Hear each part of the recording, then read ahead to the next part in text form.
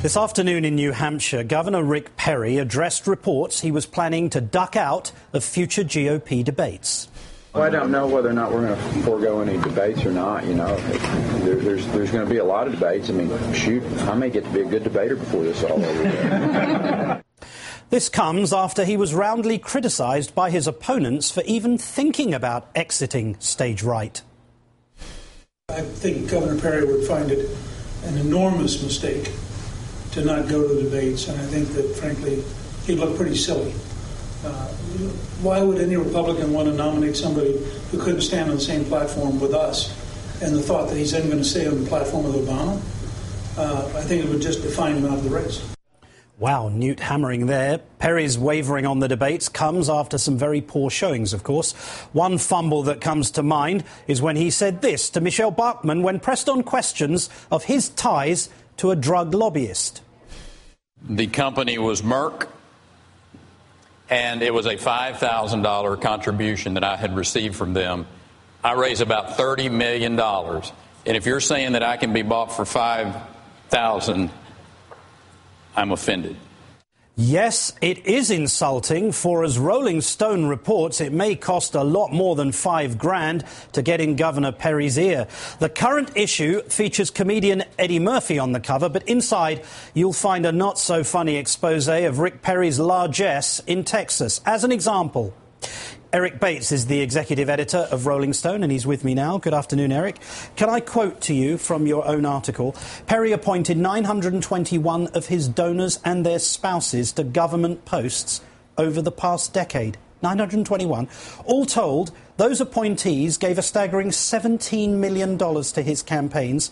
Perry collected $6.1 million from the 155 people he appointed to be regents of state universities in Texas.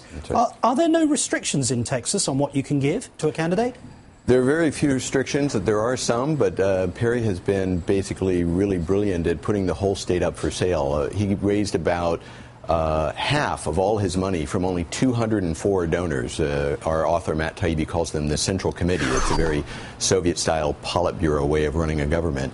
And those 204 donors get all kinds of favors in return and are able to buy state projects outright. The regents' appointments that you just cited alone meant that they were averaging up, ponying up about $40,000 per person to get a seat on a board of regents. And these are significant positions on universities. Absolutely. They run. And the only qualification is if you've given to Rick Perry. You'd have to look at each one of them to see if they had any other qualifications. But in the case of the 155 people... That's right. Absolutely astonishing. The article also tells so many stories of kickbacks and others. Here's another one. Quote, Rick Perry sold the right to tax Texas highway drivers to a Spanish billionaires, let a British firm write a law authorising the sale of virtually all Texas state property to foreign corporations, and tried to literally sell the lives of retired Texas school teachers to a Swiss bank. I mean, what are you talking about? First of all, let's start with selling the right to Texas highway drivers to Spanish billionaires. What's that? That's right. There's a company called Cintra that's a multi-billion-dollar Spanish corporation, and they, through a revolving door connection with one of their consultants, got millions in state contracts to build and run state highways. And the state not only subsidized the highway projects, the state allowed Cintra the right to build toll roads on the project, so that basically, if you want to get there faster, you have to pay the company that's already getting your tax money to build the road.